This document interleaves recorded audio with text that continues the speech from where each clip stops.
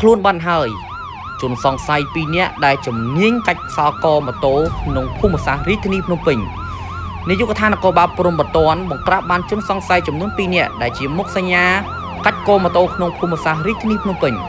ដែលអនុវត្តតាមបទបញ្ជារបស់លោកឧត្តមសេនីយ៍ឯកង៉េតជួប្រធាននាយកដ្ឋាននគរបាលព្រំប្រទាននៅថ្ងៃទី15ខែកញ្ញាឆ្នាំ2025វេលាម៉ោង 14:20 នាទីលោកឧត្តមសេនីយ៍ត្រីបុត្រវណ្ណរតន៍អនុប្រធាននាយកដ្ឋានបានដឹកនាំកម្លាំងជំនាញសហការជាមួយកម្លាំងនៃអធិការនគរបាលខណ្ឌទូកោកធ្វើការឃាត់ខ្លួនជនសង្ស័យចំនួន2នាក់ស្ថិតនៅត្រង់ចំណុចផ្លូវប៉ាស្ទ័រសង្កាត់ផ្សារថ្មីទី3ខណ្ឌដូនពេញរាជធានីភ្នំពេញពាក់ព័ន្ធនឹងករណីលួចកាច់កូនម៉ូតូម៉ាកសង់ស៊េរីឆ្នាំ2022នៅថ្ងៃទី5ខែកញ្ញាឆ្នាំ2025នៅត្រង់ចំណុចបន្ទប់ជួលលេខ15ផ្លូវលេខ230សង្កាត់បឹងសាឡាងខណ្ឌទូកោករាជធានីភ្នំពេញ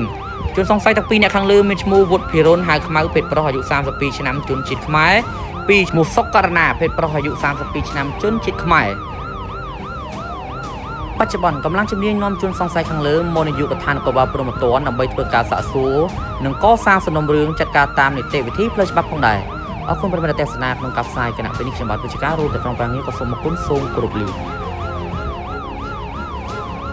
ជ្រុះហើយជ្រុះញាក់ទៅណាក៏ឃើញតែសក់និយាយទៅក៏លោកកលៀតណាក៏ឃើញតែសក់ដែរហើយបើនិយាយពីរឿងទឹកវិញស្ទះទឹកអស់ហើយដោយសារតែរឿងសក់ហ្នឹងប្រើអីក៏មិនដែរត្រូវដែរតែឥឡូវប្រើជាមួយនឹងឈុតសាប៊ូយូវែលតែមកអាទិត្យឲ្យឃើញប្លែកហ្មងសក់ក៏អន់ជ្រុះហើយសំខាន់ណាកូនសក់ដល់មកឡើងជ្រងច្រាំងហ្មងឃើញសក់ខ្លួនឯងឡើងភ្លឺលងឡើងតុនហ្មង